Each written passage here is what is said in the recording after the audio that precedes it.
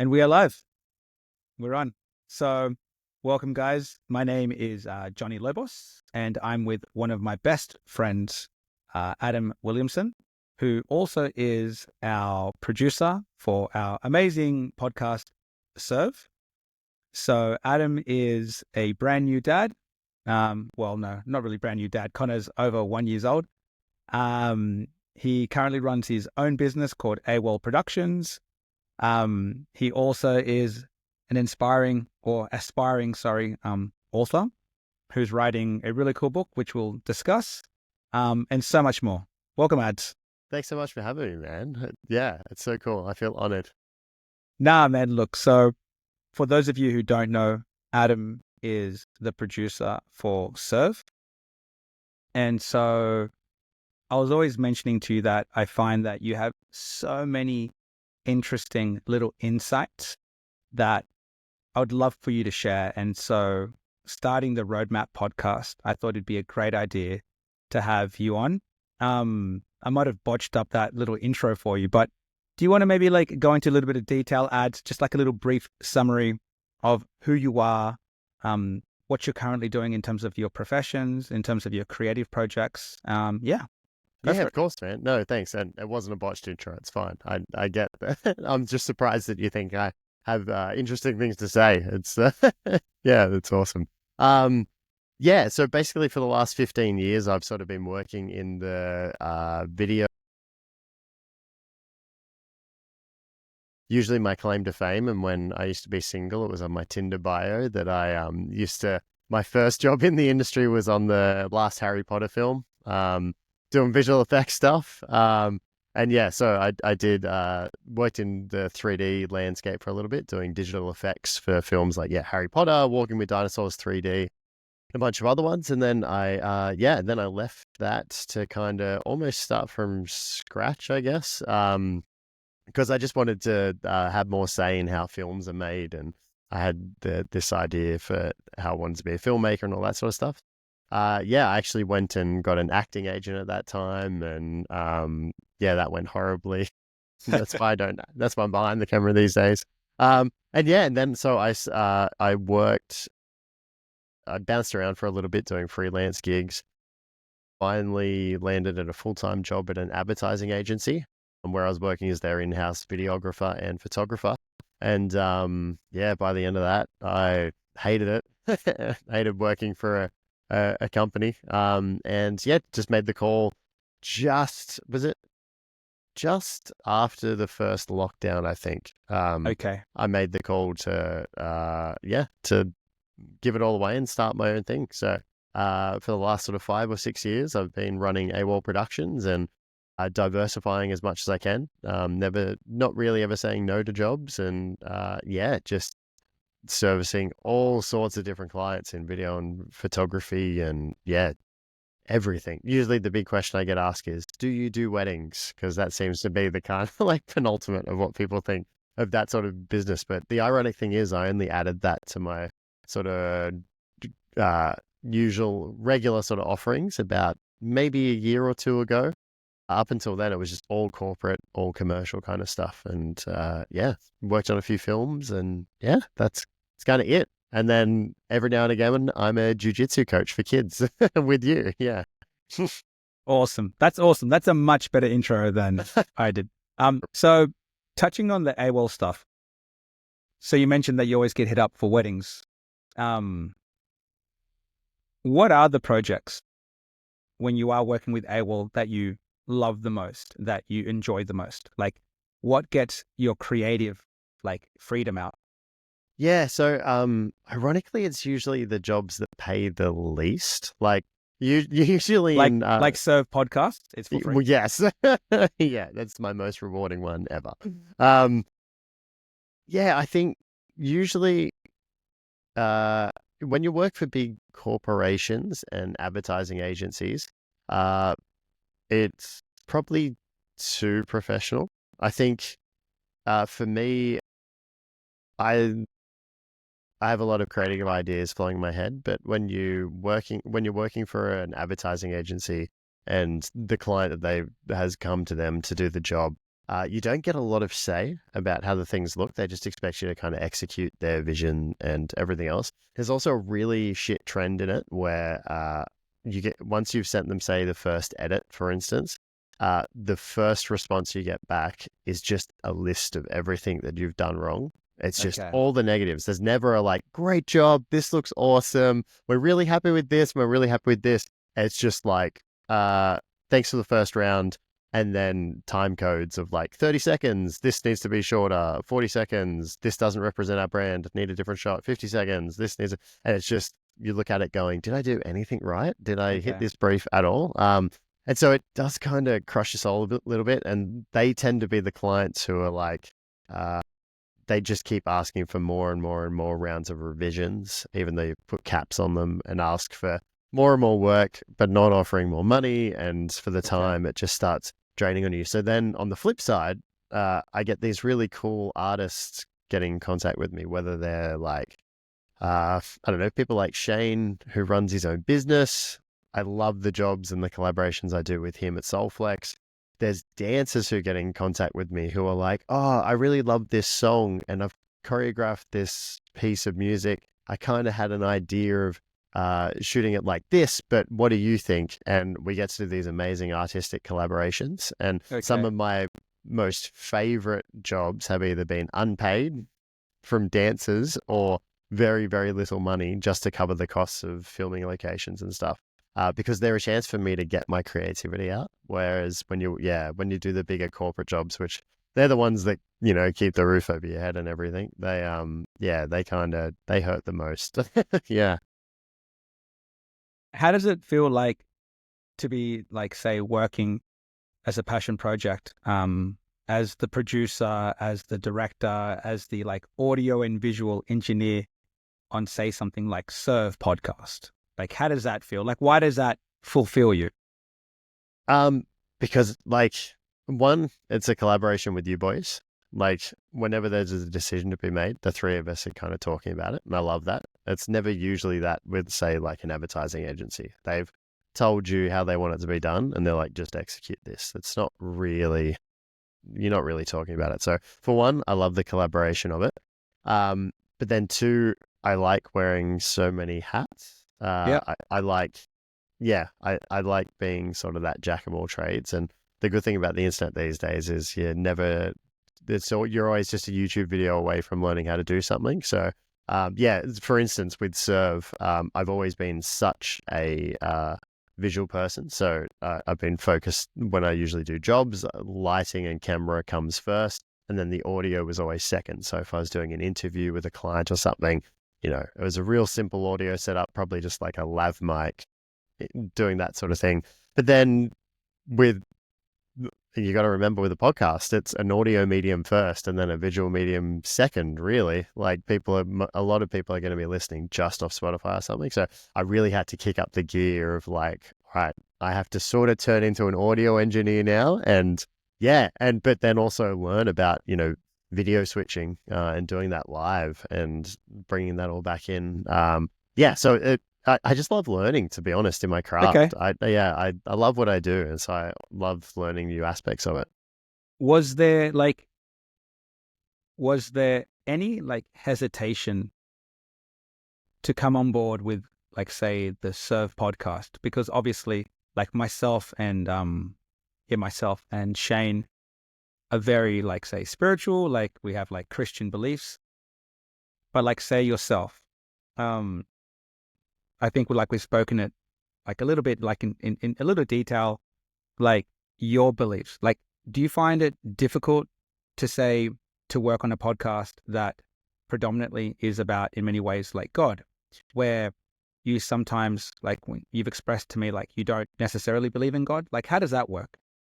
Yeah, it's I have no reservations about it whatsoever. I think you and Shane are such. I confide in you guys so much with problems I'm having in my life and all that sort of stuff. And a lot of your guidance is driven by your belief in God. And even though, like you said, I may not be a believer in God and, a Christian faith, Catholic faith that I was raised with, there's still such good learning to be Yeah. found in everything you say. So, and I think that's maybe, where people get stuck when it does come to religion. People take it too literally. They kind of don't use it as that guide where, like, just because you're saying God said this and this story says this, you can't just interpret it for your own beliefs and make something of it based off my own belief. But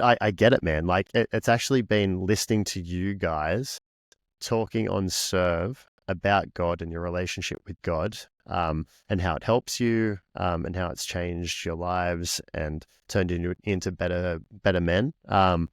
Listening to you guys has been the first time I've ever gone, like, Okay. I get it now. I get Mm. the love for it. I get the driving force for it. And I get you wanting more of it in your life, because up until that, like I said, I was raised Catholic, but I went to, church every Sunday, and they just deliver the sermons and homilies in the most boring way and keep it very traditional. And I could never relate to it. So you guys, I'm also quite scientifically minded. So hearing you throw out science facts right next to quotes from the Bible, and like it's very relatable. So yeah, I've had zero issues with the idea of faith and belief and everything else that comes up in Serve. If anything, it's just making me open my eyes to it a bit more. And funnily enough, I don't know what's holding me back at the moment. Like, I know we were talking the other day and you were saying that I should just start praying, even if it's not to God, but just saying Yeah. the words, right? Yeah. And it's still something that I haven't come around to. And I don't know what the hesitation is. That's weird, man. It's okay. I don't know. But yeah. I think, like, there are so many good points you just made. Like, I used to mention it to my dad that something that bothered me a little bit about religion was the idea that it never really evolved for, like, our generation, that we learn a little bit differently to the way that our parents do. And then even say with my children now, who are so little, they're going to learn about spirituality. Oh, sorry. You're good.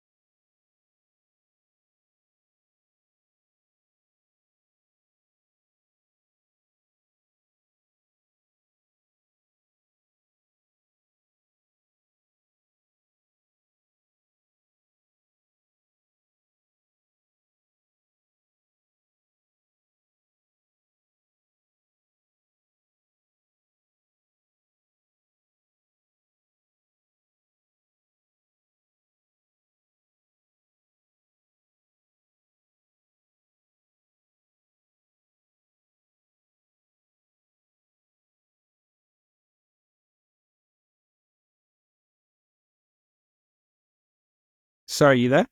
Yeah. Hello. Yeah. It just cut out for some reason. Yeah. No That idea, man. Yeah. that's okay. I It still believe. says it's recording on my end. Oh, I did it. Yeah, like Okay. I can still see up the top it says recording and uploading, Okay. 18 or something percent. Okay.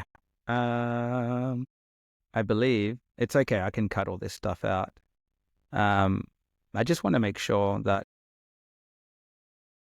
Yeah, that's all good. Okay. Um, just touching back on what you were saying, that, yeah, like, my children, I feel they're going to learn about religion in so many different ways.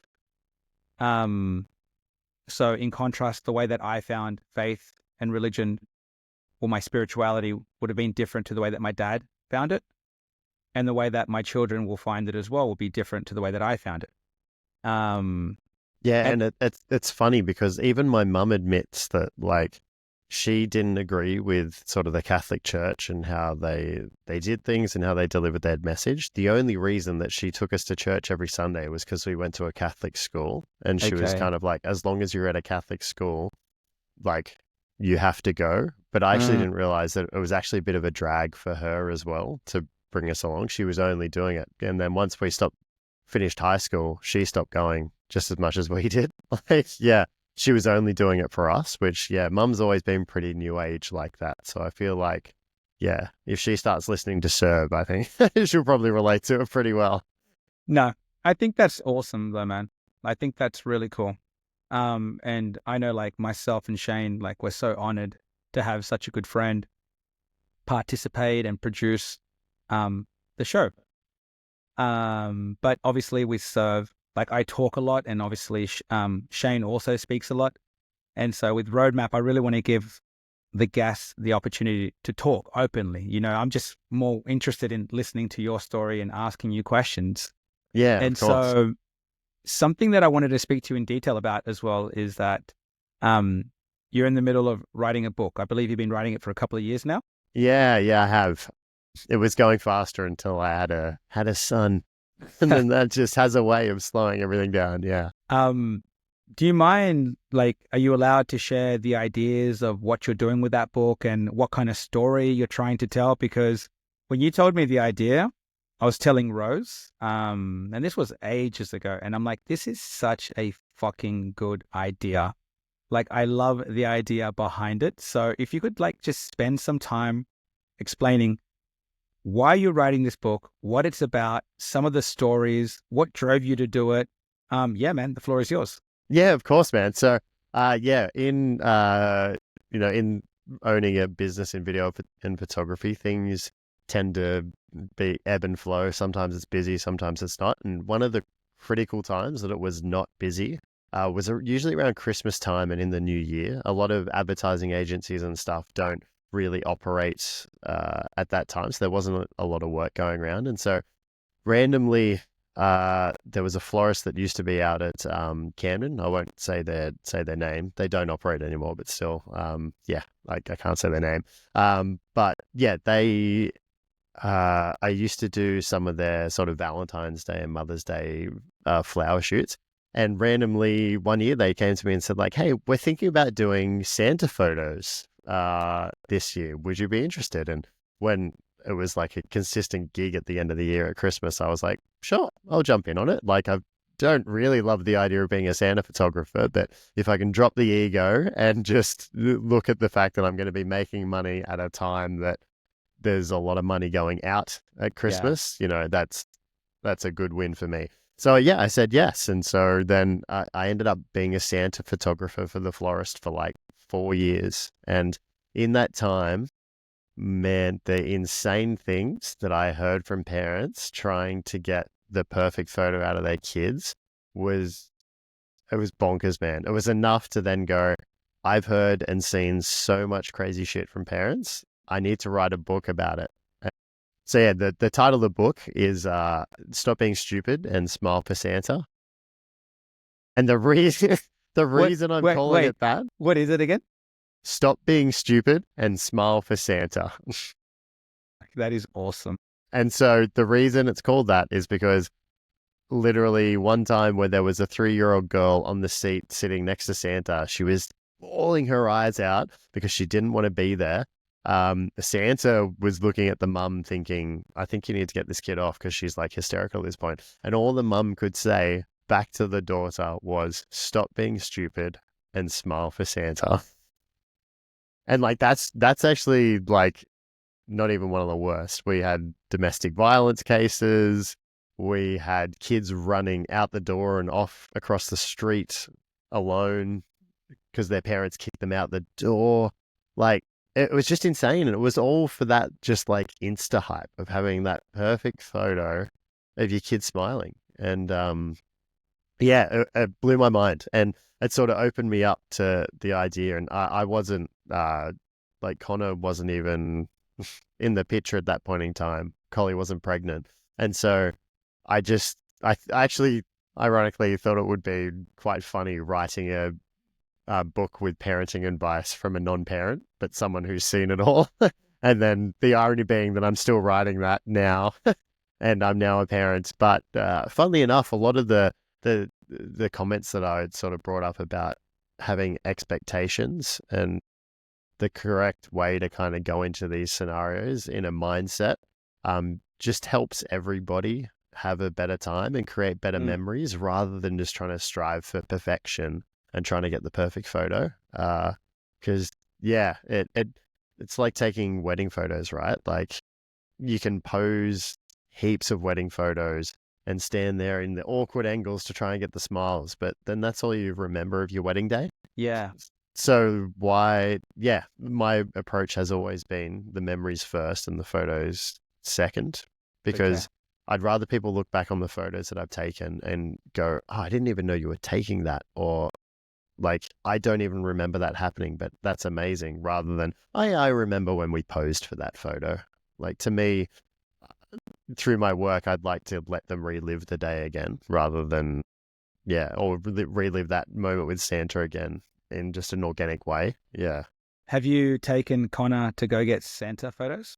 Yeah. So ironically, yeah, lived for 2 years now. So he's 19 months or nearly 20 months old now. So the first year he was 7 months old. He had no idea what was going on. So we got it taken at a place out at Picton, and they do a really good setup where sort of Santa's hiding in a chimney behind you. So when you walk in, they don't see him, nothing.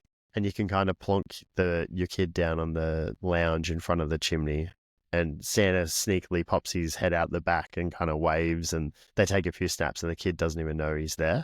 And then they slowly sort of bring him out and see how your child's reacting. And so first year it went fine.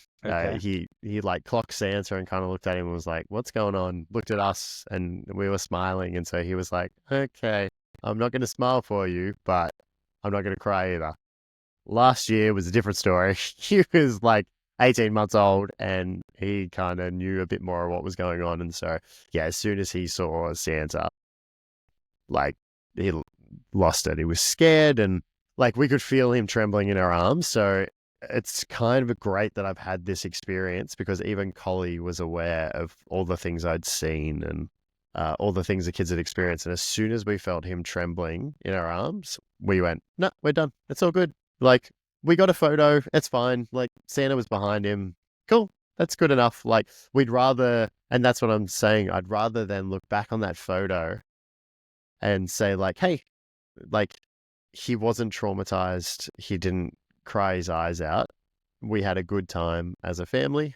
And we're not looking back at the photo and going like, oh, remember how he cried so much and he was so scared, and we just stood back and told the photographer to keep taking photos to try and get him to smile, because we thought it was funny that he was crying next to Santa. Like, to me, it's brutal, man. Like, we just couldn't do that to him. Do you think, like, where does that parenting come from? Do you think, a combination of you working as a photographer and seeing parents abuse their children to get photos with Santa? Or do you think that comes from, the relationship and the parenting style that your parents had with you? Like, where do you think that comes from? Yeah, it comes from, like, there's an element of my time taking photos. And now that I'm writing a book about it, it would be pretty hypocritical of me to then sit there and be like, keep smiling, buddy. You're fine. You're fine. Like, that would be the biggest dick move around. The one that's in the back of my mind, that I couldn't let that happen. But two, definitely, I did come from a very loving household. My dad's fairly softly spoken, but he has the biggest heart. He's a very gentle man, but he's so kind and loving, even though he sort of doesn't say it very often. And mum's like uber positive, maybe to a fault, but she's always so supportive and everything. So I did have very good role models in terms of loving parents, but it's also too, I think, just the village that we've surrounded ourselves with. Like, we've got a lot of really good people in our lives that are like yourself and Rose, the Seb and Sandra, and I've got my brother and my sister-in-law, like Dean and Kel, that they've been huge influences on me because for a long while they were the only people that I knew with kids, with my Sure. niece and nephew who are now 11 and 8. And like, yeah, my brother and my sister-in-law have just been incredible parents the whole way through, and that new age thinking of parenting. And it was the first time, as like I said, I come from a very loving family, but mum and dad still definitely had those sorts of tropes of when we think about the last generation sort of stuff, because they didn't really know much better, even to the point of like sharing feelings and understanding emotions and Okay. um, all that sort of stuff. And then when, my niece and nephew came around, I saw how my brother and my sister-in-law did it. And I was like, holy crap, I kind of want to be like hugged by this kind of energy. Like Okay. they did it so well. And they were always so compassionate and so understanding of how the kids were feeling. And so, yeah, I'd say more than anything, they have been sort of my biggest role model in showing me how new age kind of parenting is done. Yeah, they've just done such a good job. Do you ever go through those moments where you're mentioning that you were raised in like such a beautiful, loving household, but do you ever go through those moments where you're like, you know what? I kind of wish my parents did this. And so then you'd give that to Connor? Yeah. Actually, it's been something I was speaking to my mum about this week. It would like mum and I, and it's funny. I feel like through my work with you, with Shane, with just all the kind of changes that are kind of happening with being a parent, and Collie and I having to deal with this world and emotions and everything. I'm finding that I'm having these really open conversations with sort of my mum and my brother and my sister-in-law. And we all agree that one of the biggest things that we sort of did wrong in a way as we were growing up, and if you're just listening, I just did that in in quotation marks, the wrong, um, is that I think we were always sort of conflict avoidant. So Okay. in Yeah. order to keep like peace in the house, even if people were having issues, it was never really raised, even if it was in a sort of constructive way. I think everybody just avoided conflict. And Okay. recently last year, it kind of, yeah, my brother and I sort of went through something. And when we sort of reflected on it afterwards and spoke about it, we were like, holy shit, that's the first time in our lives we've ever had like a disagreement, really, other than the childish sort of ones you have when you're kids. Of course.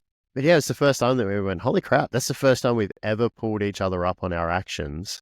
But now we're in such a better place. We're in a heaps better mending place and sort Mm. of know what each other need in terms of family life and all that sort of stuff. And even mum was doing the same thing. She admitted it like just this week when I was talking to her that, yeah, she was probably avoiding things a bit too much because she just didn't want to ruffle feathers and, yeah, create conflict. So it's funny, man. It's this like at the moment, I feel like everybody's going through this time of a reflection, and yeah, it's crazy. I've known you now for a couple of years, or for a while now. And, I've known you for your, for your photography work, for your visual effects work, for your jujitsu. But, something that I see when I, talk to you and I can feel is like this passion about being a father now. Mm. Um, do you mind running through what it's been like to be a dad? Like, how has it changed your life? Um, how has it, made things better? How has it, what are some of the challenges that you've experienced now being a dad? And, how are you dealing with all those things? I know it's like a pretty big open-ended Yeah, question, but no, I love listening to you when, you're talking about being a dad and the amazing things that you're doing with Connor and Collie. I just think it's really beautiful. So that's why I wanted to give you a bit of time and now a bit of a moment just to break that down. Like, what does that look like? yeah, it's to say that it's been life changing is just the biggest over understatement like I could ever say. Yeah, it's been wild. I feel like I'm a completely different person now than when, yeah, to what I was 20 months ago. Uh, yeah, it's been the world's biggest sine curve. For every high, there's a low, and then for every extreme high, there's an extreme low. It's funny. The parenting journey just has its way of balancing itself out the whole time, and even just when I watch Connor's progression, he starts speaking, and it's like, oh my god, this is awesome, and then he'll throw a ball, or he'll learn to kick, or he's walking, and you go like, holy crap, look at this guy grow.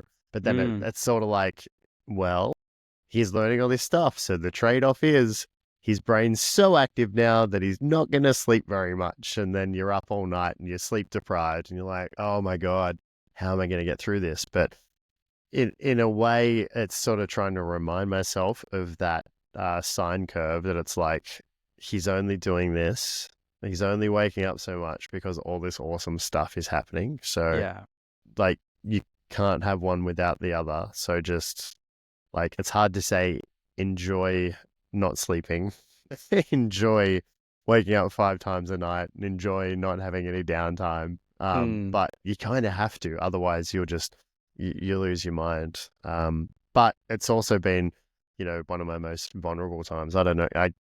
I've lost track of the amount of times that I've come to you and Shane and gone to my brother just asking for advice because I've been struggling, whether it's been with the parenting side of things, whether it's been from the husband side of things, whether it's like, that it's been such a life changing thing for Collie and I. Like, yeah. we're learning to be a couple, um, we're learning to be parents. We're learning to be a couple as parents. We're learning to be individuals as parents. Like, it's crazy. But I also feel like it's forcing us to be better communicators Yeah. to get through it. And yeah, he's just humbled and changed our lives. And what you would think is like, if you were just looking from the outside and you would try to describe the situation, Collie pulls me up on it sometimes where she says like, ah, like, don't just always talk about the negatives. But I kind of go like, it's the negatives that are making us better parents and making us stronger individuals and improving us so much. So, Yeah. like I said, yeah, it's that sine curve. You just can't have one without the other. But It it it definitely is a humbling experience. yeah, I often, yeah, I often explain it that since I had children, it felt like because I used to walk around and I used to feel like invincible, like nothing could hurt me. And then having children made me so vulnerable. yeah, And because you really then, like, my life before I had children was amazing. It was beautiful. It was wonderful. But then when I had Izzy and then Conan, man, it just goes to a whole complete different level. But then because you are so in love with your life, you're so in love with these, with your children, you start to fear like the loss, like how would you cope if, something mm, happened to them? And you start to go, am I providing enough for them? Am I giving them the best version of myself? And, because I'm a pretty anxious person. So then I get stuck in a cycle where I'm seeking perfection, where it's like I'm trying to be super dad, I'm trying to be, super jiu-jitsu coach, super personal trainer, super entrepreneur, super podcast host, super husband. And in nailing all of them, by the way. no, man, not at all. But that's like my point. And in doing so, you fuck it up. Mm, And because in seeking that perfection, I noticed that I was trying to control all this uncertainty and I was just stuffing it up. And, like I haven't even spoken about it that much with you guys yet. So I had this big list for January 2020, like January, like 2025, like these are the amazing things I'm going to do. And in the first 2 weeks of January, I've torn my pec. You know, I've completely injured myself. I'm probably out of training jiu-jitsu for a good 6 to 12 months. And it all happened because I was trying to get everything perfect. You know, the best program, the best this, the best that.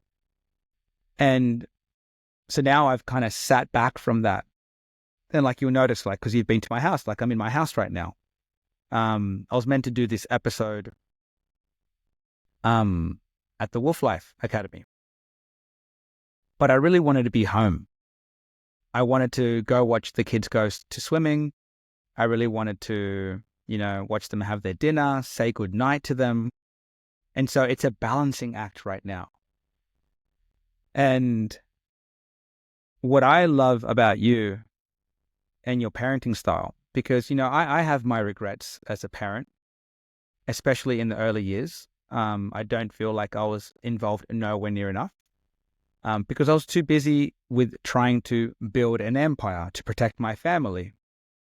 But the advice that, you know, I give to you and I give to others is that forget all that.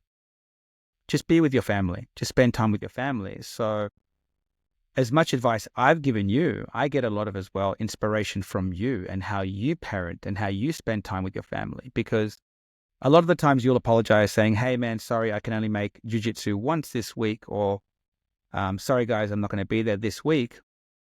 Like, I applaud that. I think that's beautiful because you've set boundaries to what is the most important thing.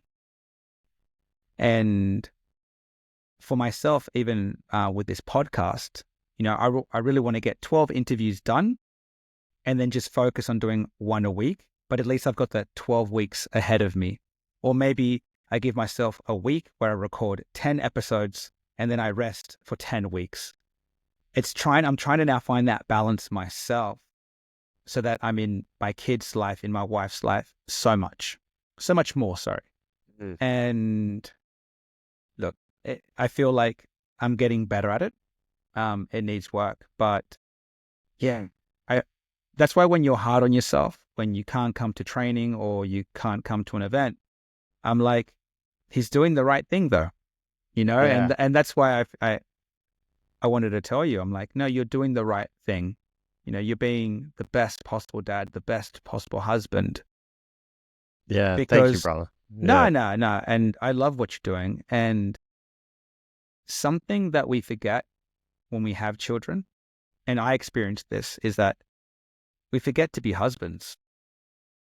You know, it's because everything just becomes so chaotic and we pull apart from our partners. And I'm Yeah. not, And you're giving so much energy. I was thinking about it the other day. You're like, if I've been looking after Connor all day, I've spent the entire day with a smile on my face, like being happy for him, giving the energy to him to be like, yeah, dad's here to play. Daddy can do this. Dad can do this.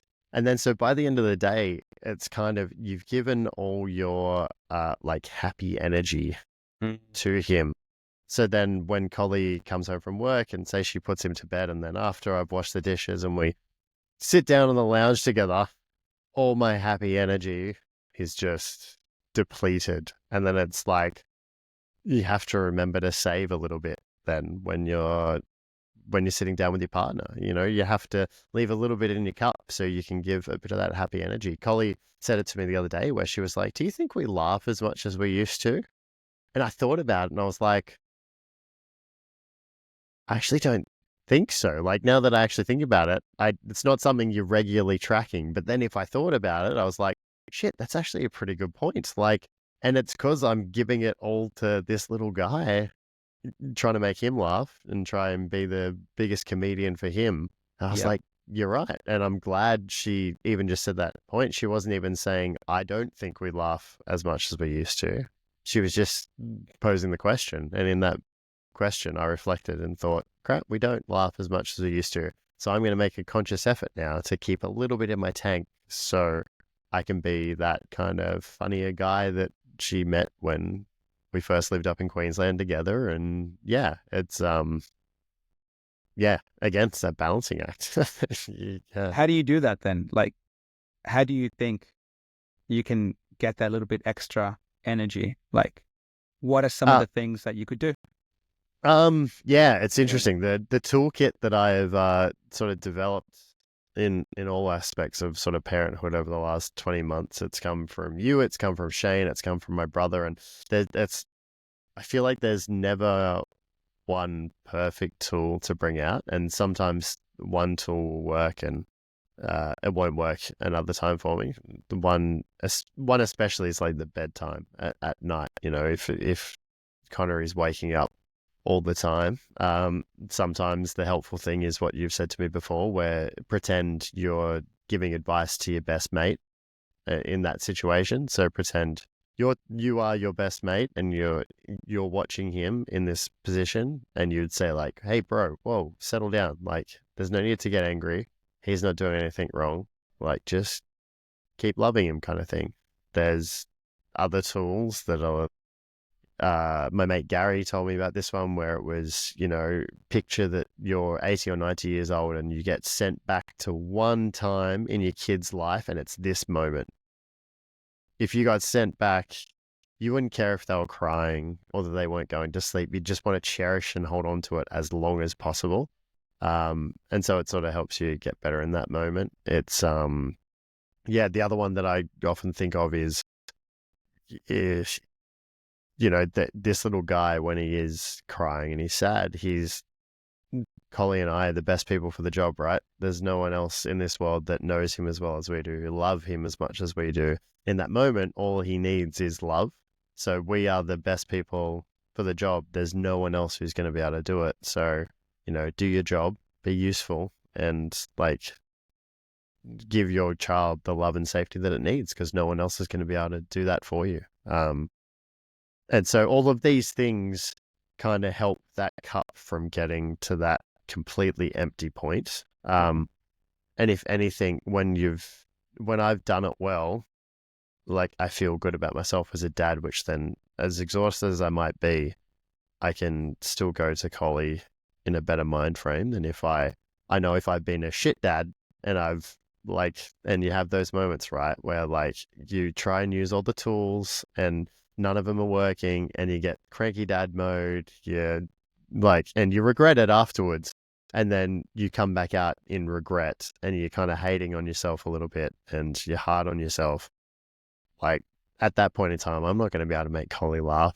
I'm not going to be able to. So it all kind of has a flow and effect. Yeah. I think if you're in the most loving mode you can be and you're pulling out all those tools, that it leaves that little reserve in there to be a better husband.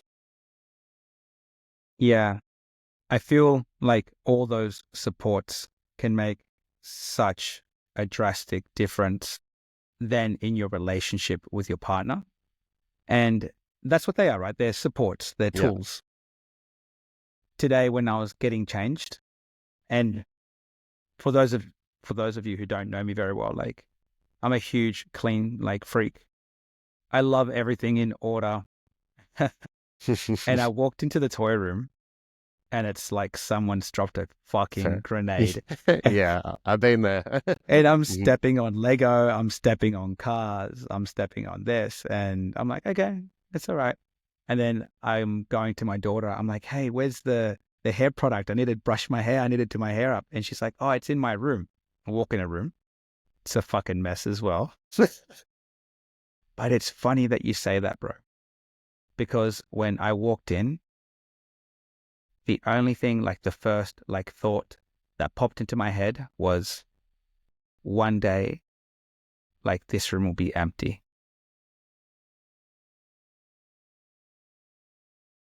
And like it hit me so hard, like that thought itself. And like one of the skills and tools that I love to use is imagine you're like you're the 90-year-old version of yourself. And, you know, especially like say if you're going through a bad time with your child, they're crying, they're being naughty, they're being silly. So you're trying not to make a mistake as a parent or as a dad. And so you visualize your 90-year-old version of yourself. And like, what would that person say? And all they'd want to do is to hug that child, to be with that child, like to have that moment with that child. And I've been applying that, though, that idea, that concept, to lots of different things now. And yeah, I feel like it works really well. And it definitely doesn't drain my battery nowhere near as much. But I I think also feel that we're in control of where that energy is going, right? We always are. When I first became a parent, I saw a quote somewhere. It was on Instagram or something, and the quote was, "Parenting is easy. It's doing anything else that's hard." And when I think about that now, it's so true. All the times that I struggle with Connor are because I'm not being present. I'm thinking about, this needs to be done. Like, I've got clients emailing me. I got to get back to them. Oh, I didn't finish editing this video yet. I got to go do that. I've got photos to edit. I've got this to do. The washing's not hung out, whatever. And then so when he's, say, refusing to go to sleep, or he's, not wanting to entertain himself or whatever, and I'm starting to get frustrated, it's not because of him. He's being a 19-month-old. He's doing everything he's meant to be doing, and he's doing really, really well at it. I'm the one who's being an idiot for not being present with him and just enjoying that moment and keeping everything else out of my life. yeah, And it was actually something that I was really worried about in the stage leading up to being a parent. I okay, was hesitant for so long because of all of my interests, because I love doing jiu-jitsu and because I love my job and what I do. It's not just my job. I also have side projects in it. I'm making a short film at the moment. I'm trying to write a book at the moment. I enjoy rock climbing, outdoors. I have a lot of hobbies, even if it comes down to, I just enjoy playing video games. Like, they're all parts of my life that I really enjoy. And I used to say to Collie that I'm really worried that I'm not going to want to share my time yeah, with a baby when it comes around. And in my mind, I was like, am I going to be a shit dad because I don't want to share that time? And then it was actually my nan who dropped just this nugget of wisdom. She lives out in the country, and so we don't get to see her too much. And so I called her. I was just talking to her about, like, Collie was pregnant. And I said to her, like, I hope with owning my own business and everything, and all my interests and whatever, God, I really hope that I can just love this kid and give him everything he needs. And she said, don't worry about it, Adam. Kids bring their own love with them. And I never understood that pearl of wisdom until the second he was born yeah. and I was holding him. And man, there was that quote hit me in my head in the delivery room straight away, because I just felt this overwhelming sense of love and how I wanted to give everything to him, and I would give my life for him. And everything was kind of okay at that point. I knew that, yeah, it's still hard. I still have that divide on days where I've been looking after him and I'm like, man, I just want to go do something creatively right now. I just want to go and fulfill myself. But at the same time, like, I would give anything for that kid, and I have no trouble giving up my time for him. And yeah. For me now, like, reflecting, and it's only fucking January, but looking at my goals, and you know me well, like, as much as I love my businesses, as much as I love doing, Serve and this podcast, nothing is more important than my family, than my Yeah. children, and than my wife. And, I'm turning 40, in a couple of months. And so I kind of reflected the last couple of days, and I came to the conclusion that I just want to simplify my life, and I want to base my goals around my family. So for an example, like, I'm not going to be a professional athlete. Like, I'm 40, like, that window, it's done. It's shut. And I'm okay with that. I love my life. I don't give a shit about that. But my kids are going to be little. So what? It is 7, Conan is 4. I've got another, what, good 5, 6, 7, 8 years with them, like while they're really little. My goals are going to be purely based around that. Now, it doesn't mean I'm not going to train jiu-jitsu. It doesn't mean that I'm not going to train, say, for a triathlon. It doesn't mean that I'm not going to do a podcast show, but it means my goals are going to be based around my children and my wife, because I will never get that time back. Because there will come a time and age when my kids are 16, 17, 18, 19, whatever it is. They're going to be busy with their friends. They're going to be busy with partners. They're going to be busy doing their own projects. I'm going to be then standing around with Rose going, hey, what do we do with our time? We've got an empty house and what do we do with it? Yeah. And that will be then the time, to chase those goals. That will be the time, like other goals. And so, yeah, like I just made that decision to simplify my life. And I've been like praying to God a lot, just please, like, let me sense you, let me feel you in my life. Like, please, I always pray to God and ask him to be the lamp in my life, the light that shines and shows me the path. And I came to that realization, just the other day. And so that's what I'm going to do. And because we have such a limited time with our children while they're so little. And so I want to give everything, like as much attention and energy to them. But then the same thing applies to my wife, Rose. Like, I want to be the best possible supportive husband I can be for her. And, like, I think it's important for husbands to remember that once you have a child, like, you're still married, you still have a partner. And something that me and Rose have been doing recently, every night, is we do 20 minutes of yoga on YouTube. Nice. But it's just so nice. Like, rather than sitting down and putting like a murder documentary. Yeah. It's like, let's do some yoga. And then we're trying to have like dedicated once a week, like a movie night where, after yoga, we sit down, we watch a movie. It's like a date night. Yes, we can't go to the cinemas every weekend like we used to. Like, we used to go to the movies all the time. We'd go to restaurants all the time. Can't do that right now. But that's okay. We can still do things to build that relationship, to maintain that intimacy, to express ourselves. So I'm just trying now. I'm in that phase of simplifying my life for my children and for my wife.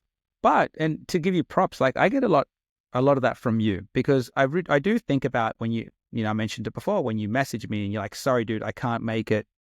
And I'm like, no, this is good. This is a beautiful thing, because he's giving his time and attention to the most precious gift this world can ever give him. And look, I might be speaking out of turn, and I don't know, maybe you might be able to back me up, but look, I've got some amazing businesses, some amazing companies. None of that, zero of that comes close to being a father. Like, the fulfillment, like the purpose you get by raising another human being is the most precious and beautiful gift this world can give you. And so I don't want to waste that. I don't want to waste that moment. Like, how do you feel? I 100%. I even just look at my camera reel at the moment. Like, it's just filled with videos and photos of Connor. And it used to be filled with still frames of my work and everything. Like, my mindset has just completely shifted. Like, watching him learn and progress and being there for him and teaching him new things. That's a beautiful part of my life now, is like being able to share my interests. But the only issue I have is sometimes I'm trying to introduce him to things that are way too advanced for his age, and me going like, God, yeah, I just want to share this with you already, man. Come on. What do you mean you can't paint a Picasso yet? What did? Yeah, but I just love introducing him to the things of my life. I love experiencing the world through his eyes. I've always been a nature lover, and I love getting out and hiking and stuff. But it's amazing just being out in nature with him and seeing the things he gets excited about, right? Like just a bird. Like if it's like an Indian miner, they're considered a pest and stuff, but he watches this bird just float down in front of him and he's like, bah, bah, bah. Like, and it's just beautiful. Like it's It beautiful is. seeing him experience the world because I think we take it for granted so much, just how incredibly lucky we are to be here and the gift of this world. Mm. I was out on the deck working out doing one of Shane's 20-minute dad workouts that he's Yep. set for me. And yeah, I just remember looking up at the trees the other night and there was a bit of a wind, so they were all blowing, and it was just this realization of how small we actually are Yeah. in the grand scheme of things and how we only get the tiniest little snippet to experience everything and what a gift that is. And so, yeah, I just want to make sure that I can get that across to Connor so he can just experience and have the best life he ever can. And yeah, and everything you're saying, you know, I hope it helps come to terms. I know you say that there's times in the kids' early lives where you're not happy with how you were as a dad and stuff. Like maybe you weren't around as much or whatever. I know you hold some regrets about that, but I really do hope it helps you deal with that it's through those experiences that you've been able to convey that to me, because I sort of think in those instances where I get, you know, I have that fork in the road choice of like, oh, do I do this work related thing now or do I give it to Connor? And 9 times out of 10, I'm thinking like, what would Jonny say for one? Yeah. Like back in that time, what does he wish he'd done more of? And you always say to me, and so many people do, about you'll never regret time with your family. Yeah. And so I always think that, where I go like, I'll probably regret doing this job, but I won't regret spending the day with him and giving Collie a break. So Yeah. I'm going to choose that one. Even if I'm not making as much money, even if, you know, that takes a hit, I would rather just have that day and just spend as much time with him as I can, because I just don't want to have those. I want to have as few regrets as possible. The regrets are always going to be there, but my aim is just to have as few as possible. I think I've made peace with the idea that I was working so much when Izzy was really little, because it was what was meant to be. It's what was meant to happen. And I'm okay with that. I'm okay with that now. I think the only regret that I do have is that I didn't have more children, just because they're just so beautiful, right? Like how you were just mentioning, Connor pointing out to birds, you know, and, you know, Conan will do that to so many different things as well. And like he'll see, Rose was telling me a story. They went to the art museum the other day and there was a guy running around, you know, the harbor without his shirt off, and him going to Rose going, oh, one day, mummy, when I'm an adult, I'm going to do that too. And it's like such a little silly thing, but it's so beautiful as well. Like they're just so innocent. And Izzy, you know, she's like my best friend. Like she sticks up for me all the time. And she's always like, oh, Daddy, like, do you want to have your own pizza shop one day? I'm like, yeah, maybe one day I'll do it. She goes, oh, I know you'll do it. You can do it. You know what I That's mean? beautiful. Yeah. And so, Collie and I think you can as well. We were talking about it the other day, and we really hope you do. oh man, I've got so many things planned, but Yeah. once the kids are a certain age, like I'm planning my 40th, but we're going to go overseas, but we can't really go for this whole year because Rose is finishing her her master's. So we're going to go end of next year. We're going to go have a white Christmas, and then we're going to go back home to Chile and to spend some time with my aunties and uncles and cousins, and my parents are coming. And I think all my siblings are coming as well. And that's going to be amazing, because Rose was saying to me, she's like, do you want to have a big party for your 40th? And I'm like, I don't think I do. I just want to, spend some time with, my close friends, get some pizza, have some laughs, and then go overseas with the kids. Let's give them like an amazing experience. And so again, that's all those goals really being based around my children, because it fulfills me, and it's because I feel like I have a duty and a responsibility to give them as much of me as I can. And I thoroughly like enjoy that process. Um, Man, thank you so much for the chat. Oh, thanks for having me, dude. It's been awesome. Yeah, I don't know if I've had any pearls of wisdom, but yeah, I Oh, just really enjoyed it, man. I think you do. And I didn't want to bring you on to talk about just visual effects or how you set up a microphone, or how you tune, like a camera for a photo shoot. Uh, do you mind just quickly mentioning to the listeners about that workshop you have coming up with Shane at Soulflex? Yeah, absolutely. So, Shane came up with this awesome idea for 2025 to have these mindful masterclasses where he's just going to get sort of experts in their field to come in and do workshops on their sort of specialty. So, I think I'm going second in February. It'll be February 16th at 10 o'clock at Soulflex HQ. And I'm going to be doing a masterclass in photography for mindfulness. So, I love it. uh, it's really cool coming up with the course. I was working on it today because usually when I do this sort of thing, it's so technically focused. So it's all about, the aperture, ISO, shutter speed, triangles, and all that sort of stuff. But if it's people who aren't really into photography, they don't really care about that stuff. And one of the things that I've always loved about photography is how present it forces you to be.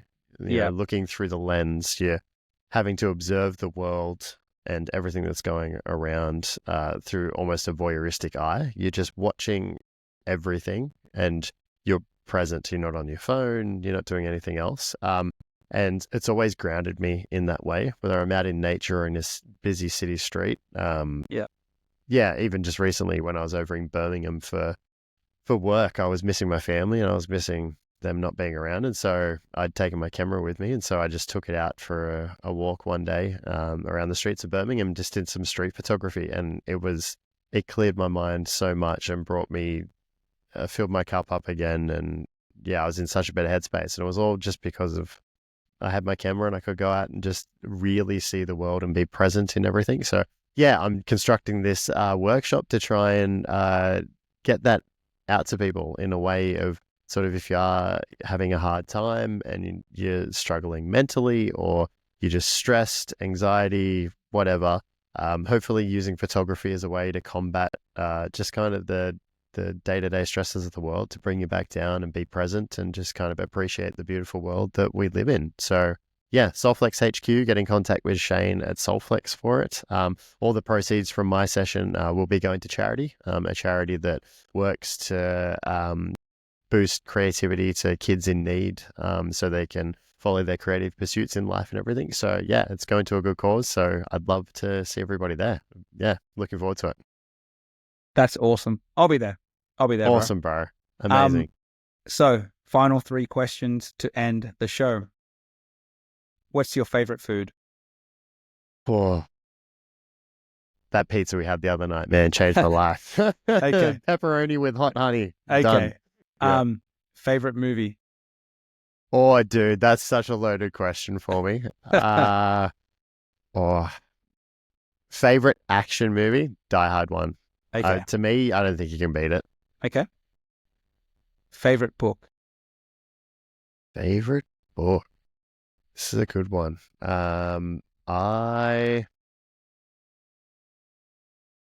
Be honest, I really enjoyed the tales of Huck Finn and Tom Sawyer when I was younger. I loved their adventurous spirit, Okay. and everything. Apparently, they're a little bit racist now, but at the time, I loved them. That's okay. Well, look, Adam, it's just been so amazing having you on the show today. I loved all the insights. Thank you so much for your time, my friend. And yeah, can't wait to publish this episode and get everyone to listen to it. Amazing. Thanks so much for having me on, brother. I loved it. My man. Thank you, mate. Thank you. Alrighty, ads. What I'm going to do now is I'm going to press stop. Yep. And we got to stay on